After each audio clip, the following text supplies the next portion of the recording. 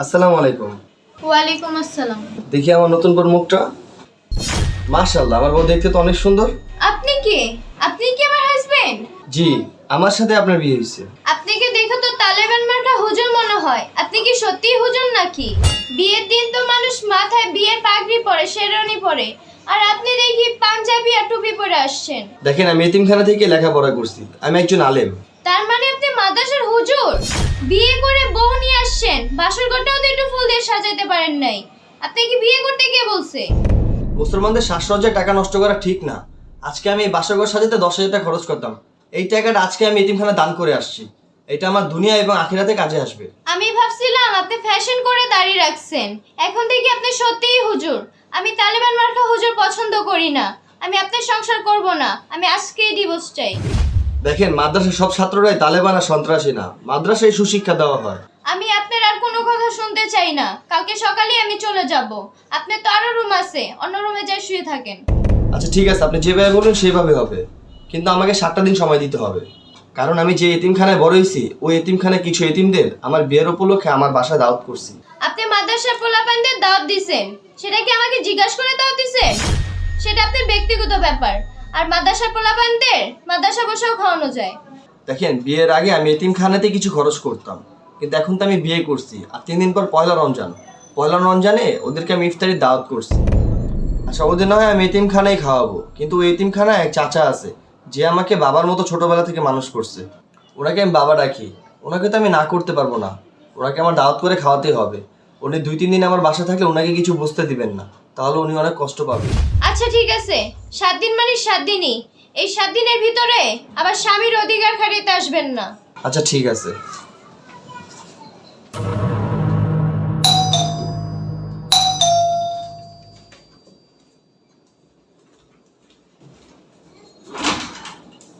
আসসালামু আলাইকুম বাবা। ওয়ালাইকুম আসসালাম।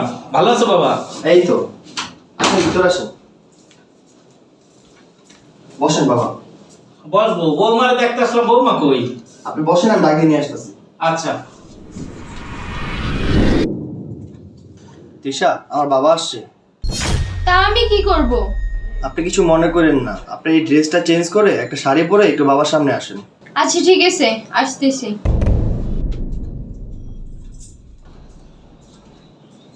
বাবা, আপনার বৌমা আসতেছে। আচ্ছা ঠিক আছে, সমস্যা নেই। আঙ্কেল আসসালামু আলাইকুম। ওয়ালাইকুম আসসালাম। বৌমা তুমি ভালো আছো? এই তো ভালো আছি, আপনি ভালো আছেন? বৌমা আমিও ভালো আছি। বাবা, বৌমা তো দেখতে মাশাআল্লাহ অনেক সুন্দর। তোর জন্য আমি দোয়া করি এই বৌমারে নিয়ে যেন সারা জীবন সুখে থাকতে পারো। তুই জীবনে অনেক কষ্ট করছিস। বাবা, এখন ইফতারি টাইম হয়ে গেছে, চলেন আগে ইফতারি করি, পরে সব কথা হবে। আচ্ছা ঠিক আছে। তুমিও চলো আমাদের সাথে ইফতারি করবে।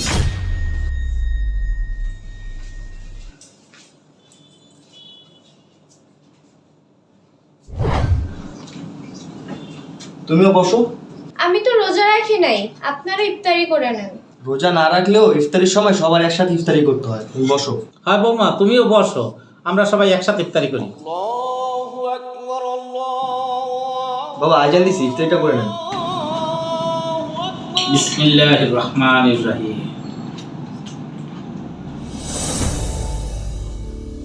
দেখেন, আমাদের শোয়ার রুম তো 2টা, একটা রুমে বাবারে থাকতে দিতে হবে। তাহলে আমি কোথায় থাকি? কেন, আপনি ড্রয়িং রুমে থাকবেন? ড্রয়িং রুমে থাকতে আমার কোনো সমস্যা নেই, কিন্তু বাবা যদি দেখে আমি ড্রয়িং রুমে আছি, তাহলে উনি আপনাকে খারাপ ভাববো, আর আমি চাই না বাবা আপনাকে খারাপ ভাববো। আমি যদি রাতটা আপনার রুমে থাইকা নিচে এক সাইডে বসে নামাজ পড়ে রাত্রটা কাটে দিই, তাহলে কি আপনার বেশি সমস্যা হবে? না, তেমন কোনো সমস্যা হবে না। 7টা দিনের তো 3 দিন চলেই গেছে, আর 4 দিন বাকি। আর একটা কথা, লাইজালা নামাজ পড়বেন, আমার ঘরের আশপাশেও আসবেন না। আচ্ছা ঠিক আছে, আপনি উপরে শুয়ে পড়েন।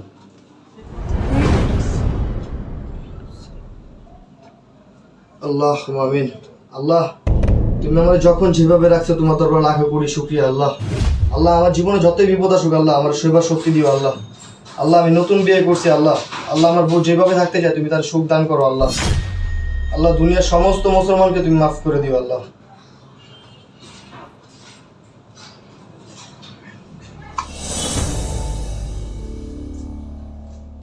হাসান, তুমি কই গেছিলা? আমার গাড়ির টাইম হয়ে গেছে, আমি তো রেডি হয়ে বসে আছি। বাবা একটু মার্কেটে গেছিলাম, আপনার জন্য একটা পাঞ্জাবি আর পায়জামা আনছি। অনেক সুন্দর হয়েছে। শুধু আমার জন্যই আনছো, বৌমার জন্য কিছু আনো না? জি বাবা, আপনার বৌমার জন্য আনছি। এই ধরো, তোমার জন্য একটা বোরকা আর হিজাব নিয়ে আসছি। Thank you. বাবা, গাড়ির সময় হয়ে গেছে, তাহলে আমি এখন উঠি। বাবা, আর কয়েকটা দিন থেকে গেলে আমি খুব খুশি হতাম। না রে বাবা, তুমি তো জানো আমার কতগুলো এতিম বাচ্চা আছে, ওদের দেখাশোনা করতে হয়। আবার আসবো, এখন আমি উঠি। বৌমা, আমার এই ছেলেটার দুনিয়ায় কেউ নেই, এখন তুমি ওর সব কিছু। ওর পাশে সারা জীবন তুমি থাইকো।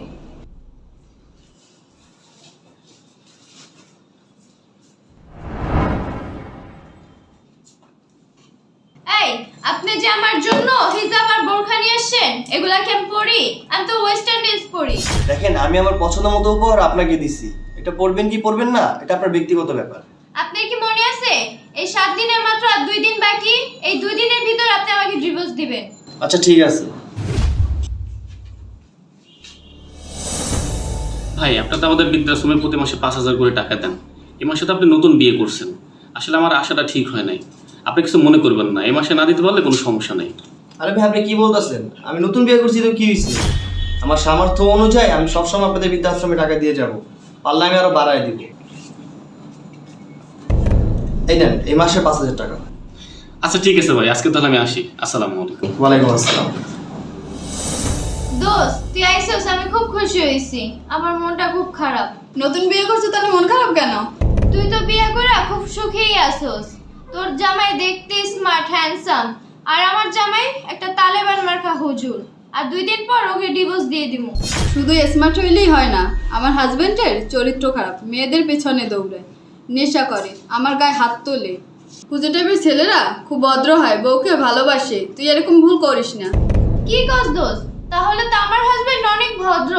আমার সাথে তুমি শব্দটাও করে না, এবং নিজে রান্না করে আমাকে খাওয়ায়।